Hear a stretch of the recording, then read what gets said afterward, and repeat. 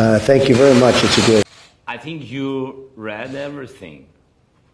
So I think you read text. I'm sorry, but I don't want to be involved to democratic, open elections of USA. No, you heard that we had, I think, good phone call. It was normal. We spoke about many things, and so I think, and you read it, that nobody pushed me. Yes. In other words, no pressure. You know what? There was no pressure. And you know there was, and by the way, you know there was no pressure. All you have to do is see it, what went on the call. But you know that. But you could ask the question, and I appreciate the answer. Go ahead. No, I want him to do whatever he can. This was not his fault. He wasn't there. He's just been here recently. But whatever he can do in terms of corruption, because the corruption's massive. Now, when Biden's son walks away with millions of dollars from Ukraine and he knows nothing, and they're paying him millions of dollars, that's corruption. When Biden's son walks out of China with $1.5 billion in a fund, and the biggest funds in the world can't get money out of China, and he's there for one quick meeting and he flies in on Air Force Two, I think that's a horrible thing. I think it's a horrible thing, but I'm going far beyond that. I know the president, and I've read a lot about Ukraine, I've read a lot about a lot of countries. He wants to stop corruption. He was elected, I think, number one on the basis of stopping corruption, which unfortunately has plagued Ukraine. And if he could do that, he's doing really the whole world a big favor. I know, and I think he's going to be successful. Well, you'd have to ask Rudy. I will tell you this, that Rudy's looking to also find out where the phony witch hunt started, how it started. You had a Russian witch hunt that turned out to be 2.5 years of phony nonsense. And Rudy Giuliani's a great lawyer. He was a great mayor. He's highly respected. I've watched the passion that he's had on television over the last few days. I think it's incredible the way he's done. What he's out is he wants to find out where, looking at that too, where did it start, the enablers? Where did it all come from?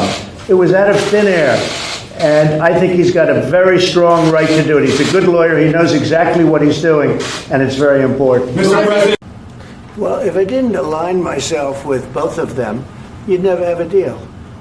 You want me to say really terrible things about Putin and then say, "Hi, Vladimir, how are we doing on the deal?" That doesn't work that way. I'm not aligned with Putin. I'm not aligned with anybody. I'm aligned with the United States of America and for the good of the world. I'm aligned with the world, and I want to get this thing over with. You see the hatred he's got for Putin. It's very tough for me to make a deal with that kind of hate. He's got tremendous hatred. And I understand that, but I can tell you the other side isn't exactly in love with, him either. So it's not a question of alignment. I'm aligned with the world. I want to get the thing set. I'm aligned with Europe. I want to see if we can get this thing done. You want me to be tough? I could be tougher than any human being you've ever seen. I'd be so tough. But you're never going to get a deal that way, so that's the way it goes. All right, one more question. Hey, I want to respond to this. So look, for 4 years in the United States of America, we had a president who stood up at press conferences and talked tough about Vladimir Putin, and then Putin invaded Ukraine and destroyed a significant chunk of the country. The path to peace and the path to prosperity is maybe engaging in diplomacy. We tried the pathway of Joe Biden of thumping our chest and pretending that the President of the United States' words mattered more than the President of the United States' actions. What makes America a good country is America engaging in diplomacy. That's what President Trump is doing. Can I ask you? Sure. Yeah? Yeah. Okay. So he occupied our parts, big parts of Ukraine, part of East and Crimea. So he occupied it on 2014. So during a lot of years, so I'm not speaking about just Biden, but those time was Obama, then President Obama, then President Trump, then President Biden, now President Trump, and God bless, now President Trump will stop him. But during 2014, nobody stopped him. He just occupied and took. He killed people. You know what the contact 2015. 2014. 2014 and 2015. 2014. Yeah. So I was not here. Yeah, but exactly right. Yes, but during 2014 till 2022, yeah, the situation the same. The people are been dying on the contact line. Nobody stopped him. You know that we had conversations with him, a lot of conversation, my bilateral conversation, and we signed with him, me, like a new president. In 2019, I signed with him the deal. I signed with him, Macron and Merkel, we signed ceasefire. Ceasefire. All of them told me that he will never go. We signed with him with gas contract. Gas contract. Yes, but after that, he broken this ceasefire. He killed our people and he didn't exchange prisoners. We signed the exchange of prisoners, but he didn't do it. What kind of diplomacy, JD, you are speaking about? What do you mean? I'm talking about the kind of diplomacy that's going to end the destruction of your country. Yes, but if you Mr. President, with respect, I think it's disrespectful for you to come into the Oval Office and try to litigate this in front of the American media. Right now, you guys are going around and forcing conscripts to the front lines because you have manpower problems. You should be thanking the President for trying to bring it into this conflict. Have you ever been to Ukraine that you say what problems we have? I have been to. I've actually watched and seen the stories, and I know what happens is you bring them on a propaganda tour, Mr. President. Do you disagree that you've had problems bringing people into your military? And do you think that it's respectful to come to the Oval Office of the United States of America and attack the administration that is trying to prevent the destruction of your country? A lot of questions. Let's start from the beginning. Sure. First of all, during the war, everybody has problems. Even you, but you have nice ocean and don't feel now, but you will feel it. God bless. You don't know that. God bless. You God don't know bless. that. You will not have war. Don't tell us what we're going to feel. We're trying to solve a problem. Don't tell us what we're going to feel. I'm not telling you. You're in no position to dictate that. That's exactly what you're doing. You're in no position to dictate what we're going to feel. We're going to feel very good. We're going to feel very good and very strong. You're right now not in a very good position. You've allowed yourself to be in a very bad position, and he happens to be right about it. From the very beginning of the war. You're not in a good position. You don't have the cards right now. With us, you start having cards. Right now, you don't. You're playing cards. You're playing cards. You're gambling with the lives of millions of people. You're gambling with World War III. You're gambling with World War III. And what you're doing is very disrespectful to the country, this country. That's back to you. Far more than a lot of people said they should have. Have you said thank you once?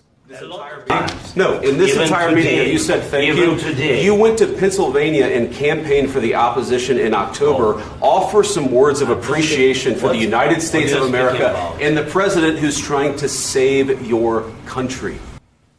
Please, you think that if you will speak very loudly about the war, you He's not speaking loudly. He's not speaking loudly. Your country's in big trouble. Can I ask? No, you've done a lot of talking. Your country is in big trouble. I know. You're not winning. You're not winning this. You have a damn good chance of coming out okay because of us. Mr. President, we are staying in our country, staying strong from the very beginning of the war. We've been alone, and we are thankful. I said thanks. You haven't been alone. Cabinet. In this cabinet. We gave you, through this stupid president, $350 billion. We gave you military equipment, and you men are brave, but they had to use our military. If you didn't have our military equipment, this war would have been over in 2 weeks. In 3 days, I heard it from Putin. In 3 days. This is maybe less. In 2 weeks, of course, yes. It's going to be a very hard thing to do business like this. Again, I tell you. Just say thank you. I said a lot of times to American people. Except that there are disagreements, and let's go litigate those disagreements rather than trying to fight it out in the American media when you're wrong. We know that you're wrong. But you see, I think it's good for the American people to see what's going on. I understand, sir. I think it's very important. That's why I kept this going so long. You have to be thankful. You don't have the cards. You're buried there. Your people are dying. You're running low on soldiers. Listen, you're running low on soldiers.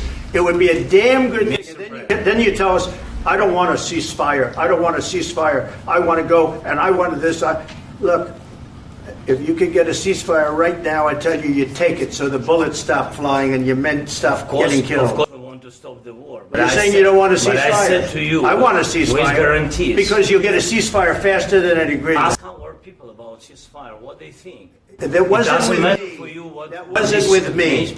It That was wasn't with you. a guy named Biden who was not a smart person. This That is was your, with, this that was is with your Obama. president. It was your president. Excuse me. That was with Obama, who gave you sheets, and I gave you javelins. Yes. I gave you the javelins to take out all those tanks. Obama gave you sheets. In fact, the statement is Obama gave sheets and Trump gave javelins. You got to be more thankful, because let me tell you, you don't have the cards. With us, you have the cards, but without us, you don't have any cards. It's going to be a tough deal to make, because the attitudes have to change. What are you saying?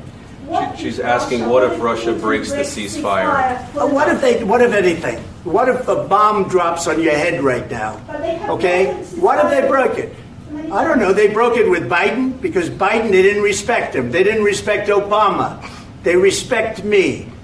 Let me tell you, Putin went through a hell of a lot with me. He went through a phony witch hunt where they used him and Russia. Russia. You ever hear of that deal? That was a phony Hunter Biden, Joe Biden scam. Hillary Clinton, Shifty Adam Schiff. It was a Democrat scam. And he had to go through that. And he did go through it. We didn't end up in a war. And he went through it. He was accused of all that stuff. He had nothing to do with it. It came out of Hunter Biden's bathroom. It came out of Hunter Biden's bedroom. It was disgusting. And then they said, oh, the laptop from hell was made by Russia. The 51 agents. The whole thing was a scam. And he had to put up with that. He was being accused of all that stuff. All I can say is this. He might have broken deals with Obama and Bush, and he might have broken them with Biden. He did, maybe. Maybe he didn't. I don't know what happened. But he didn't break them with me. He wants to make a deal. I don't know if you can make a deal. The problem is, I've empowered you to be a tough guy. And I don't think you'd be a tough guy without the United States. And your people are very brave. But you're either going to make a deal or we're out. And if we're out, you'll fight it out. I don't think it's going to be pretty, but you'll fight it out. But you don't have the cards. But once we sign that deal, you're in a much better position. But you're not acting at all thankful. And that's not a nice thing. I'll be honest, that's not a nice thing. All right, I think we've seen enough. What do you think? Huh? This is going to be great television, I will say that. All right, we'll see what we can do about putting it together. Thanks. Mr. President, is there no deal? Mr. President.